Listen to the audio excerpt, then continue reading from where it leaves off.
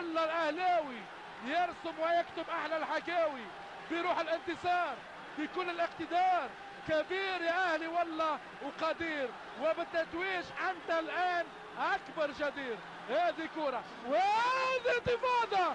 اوه يعود يعود يعود هذا الاتحاد. الحسن كيتا تولعت المباراة، ترتقي هذه المباراة الى العالمية.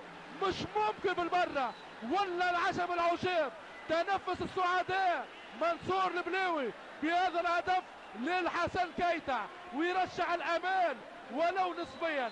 كرة القدم لا تعترف بالمستحيل. المستحيل ليس سعودي، ليس اتحادي، وهذه المقولة تتأكد.